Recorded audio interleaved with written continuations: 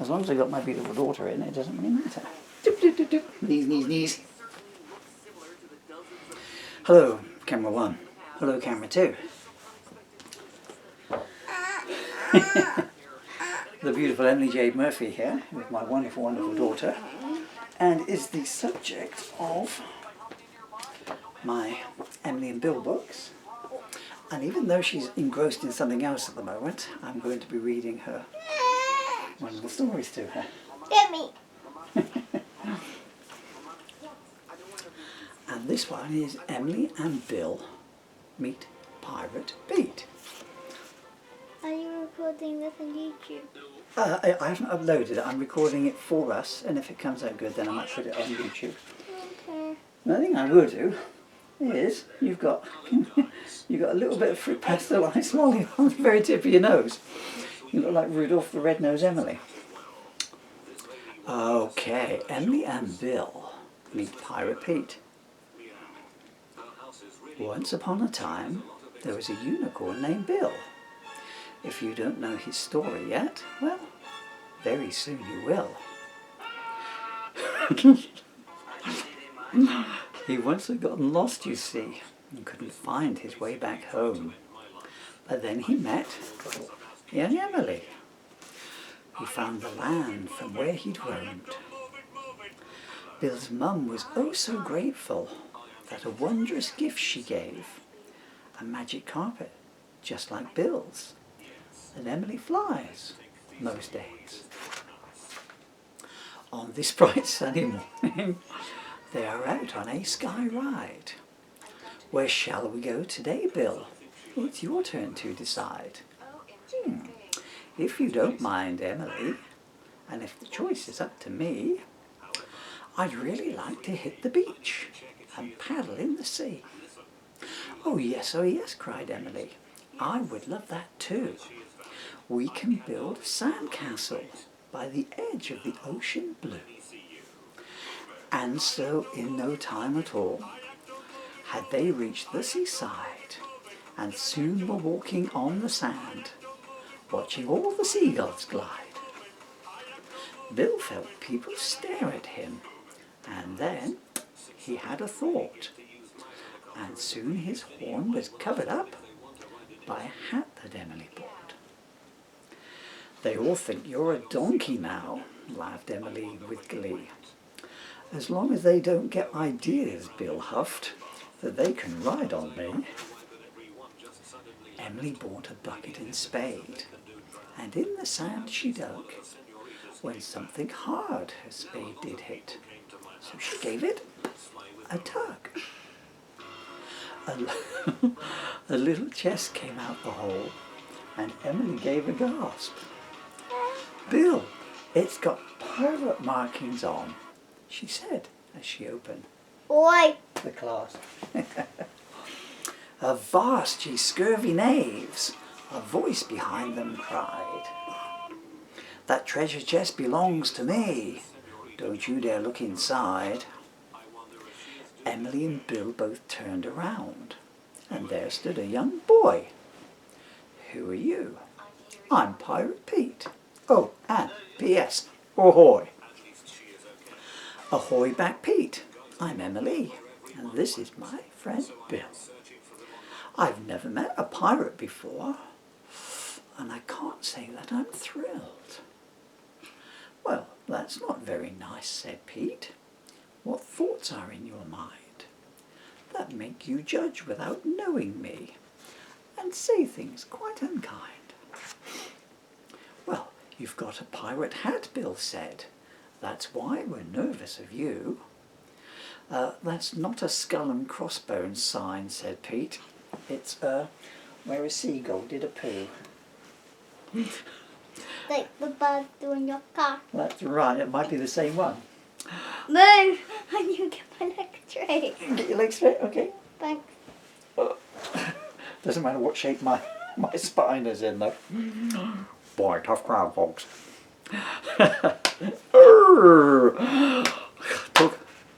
Talk about heckle. Talk about heckling, eh?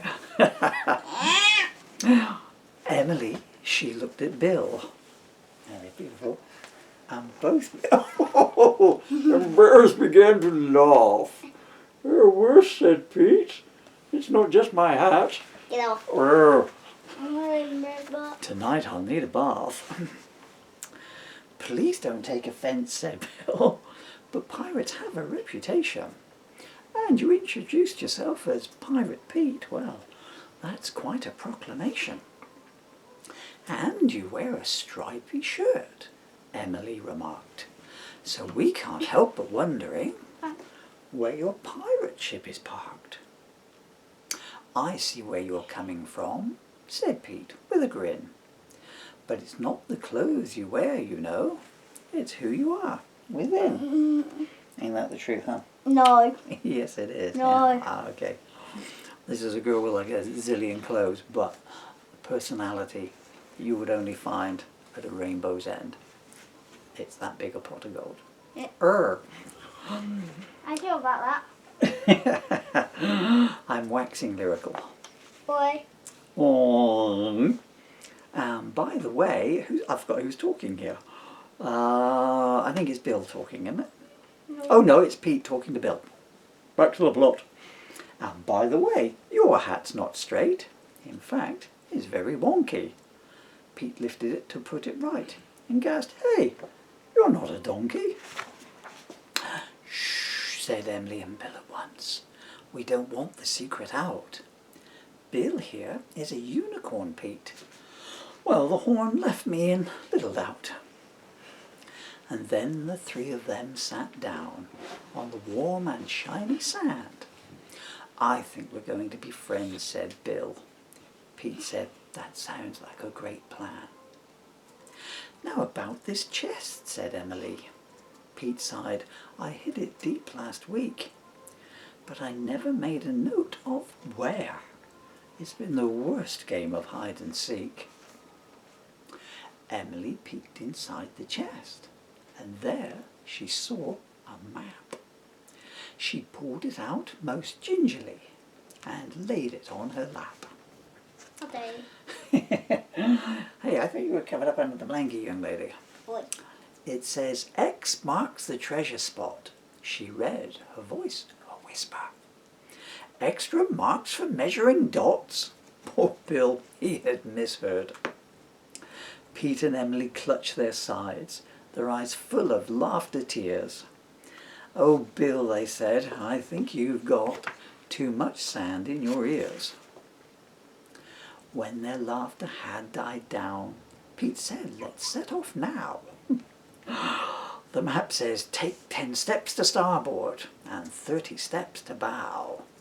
There you'll find a sand dune with a pirate flag on top. That's your destination. That's where you must stop." So they set off all together. But Bill got left behind. Because he had 4 hooves, not 2, the wrong dune did he find. "Come on, Bill, it's this one," yelled Emily with glee. She pulled her little spade out and started digging furiously. The sand dunes soon had crumbled, and there before them lay a voucher for 3 ice creams. That was due to expire today.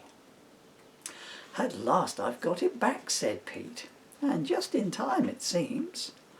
I was saving this for a special occasion on a day of fulfilled dreams." Off they raced to the ice cream man. "3 of your finest ones, please, vendor. We're going to eat them on the hill as we watch the sunset splendor." Emily chose strawberry. It was her favourite flavour. But when Pete said, "And what's yours, Bill?" well, Bill began to waver. "I'm really not an ice cream eater, though I'm sure they're very nice. Unless," he asked Pete hopefully, "they do a grass-flavoured chalk ice?" Now that's not in my repertoire." The ice cream seller smiled. "I've never been asked for a grass ice cream, not by one single child." "Try a chocolate one, Bill," Pete suggested. I'm sure it's much the same. If you insist, but if there's a consequence, it'll be me that you both blame. The three climbed up upon a bank and watched the sun head towards the sea. I've had the greatest day, said Pete, and both his new friends did agree. But what's that funny pong? Asked Pete. Bill dropped his eyes and sighed. Unicorns should never eat ice cream, and now you both know why. No. Pete and Emily glanced at him and gave his fur a stroke. Oh, Bill, we'll blame it on the gulls. And they all laughed at the joke. Bill looked at the sky and said, the weather's about to shift. Come on, Pete, let's get you home. We'll give you a lift. They took Pete to the hiding place, where their carpets were safely lying. That's not much of a taxi, said Pete. If you don't mind me saying. It's not lying, it's laying. I read that wrong. Shall I do it again? No. No? Okay, well, I did one of the verses wrong. No. Okay, no do-overs apparently, folks. Here, sit on mine, said Emily, and prepare for a surprise. She rose the carpet into the air. Pete stammered, it flies. And so too does mine, said Bill, as he flew up beside them. What good is having magic carpets if you're not going to ride them? Come on, Emily, exclaimed Bill. Why don't we have a race? That's a great idea, she said, because 10 pigeons are giving chase.